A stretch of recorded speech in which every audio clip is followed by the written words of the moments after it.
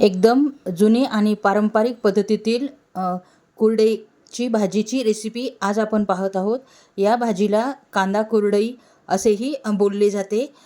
एकदम सोप्या पद्धतीमध्ये आज आपण कांदा कुरडईची एकदम टेस्टी अशी भाजीची रेसिपी पाहणार आहोत. रेसिपी एकदम साधी सोपी आहे आणि खायला एकदम टेस्टी अशी आहे. उन्हाळ्या दिवसामध्ये काही खायचा कंटाळा आला असेल तर अशा प्रकारची भाजीची रेसिपी तुम्ही नक्की बनवून खा. कुरडईची भाजी बनवूयात. प्रथमतः कुरडया आपल्याला पाण्यामध्ये 10 ते 15 मिनिटासाठी भिजत घालायच्या.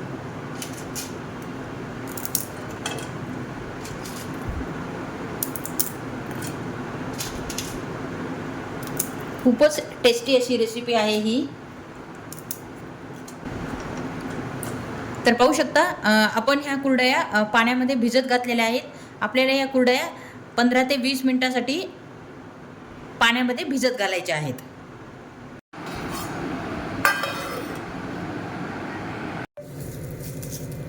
कुरडई भिजत आहे तोपर्यंत आपण कांदा चिरून घेऊयात.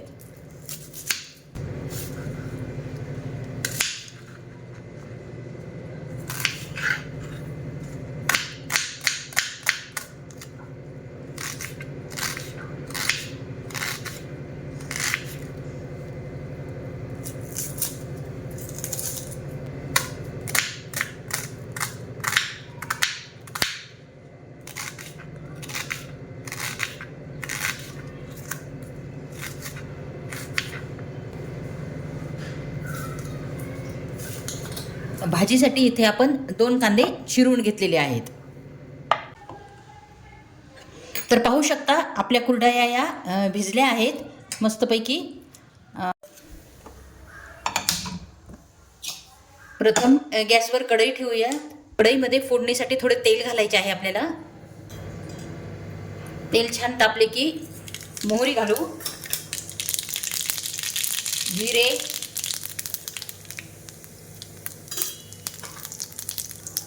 कट केलेला कांदा घालू,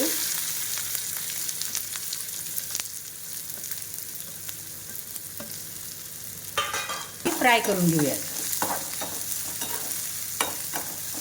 मधील पाणी सर्व काढून घेतलेले मी आहे अशा प्रकारे. आणि कांदा छानपैकी गुलाबी रंगावर भाजून घ्यायचा आहे आपल्याला. प्रथमतः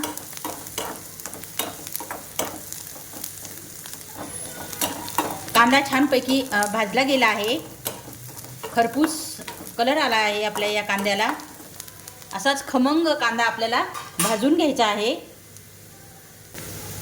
त्यानंतर चवीनुसार येथे आपण तिखट घालणार आहोत. थोडी हळद घालणार आहोत, अर्धा चमचा.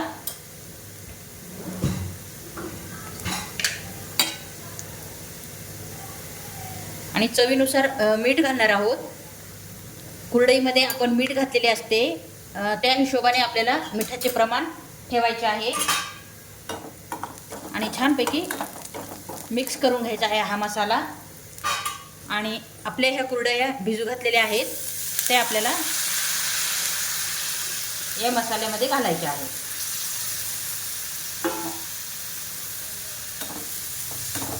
आणि छानपैकी मिक्स करून घ्यायचे आहे.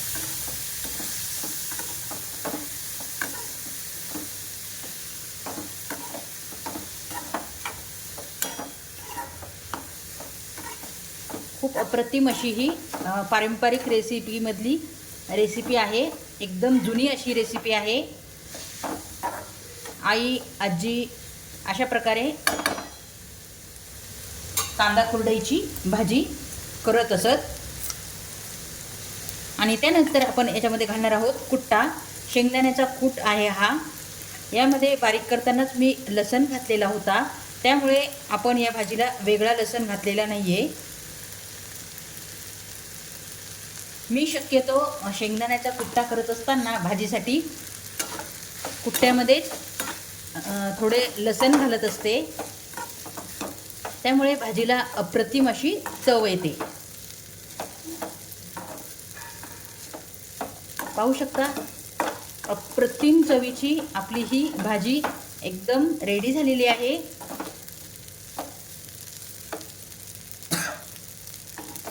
कुरडई भिजण्यासाठीच 15 ते 20 मिनटं लागतात.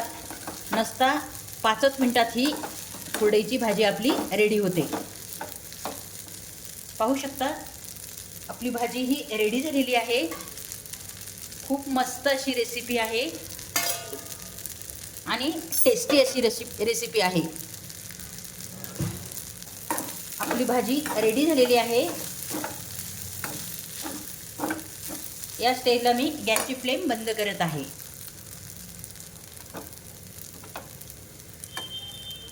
आपण या प्लेटमध्ये सर्व करून घेऊयात. अप्रतिम चवीची ही भाजी रेडी झालेली आहे. एकदम जुन्या पद्धतीतील पारंपरिक पद्धतीतील ही भाजी आहे. शक्यतो गावाकडे अशा प्रकारच्या भाज्या केल्या जातात. जुनी पारंपरिक रेसिपी आहे.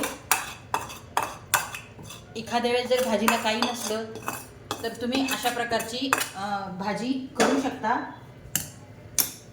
आपल्याकडे कुरडया तर अवेलेबल असतातच.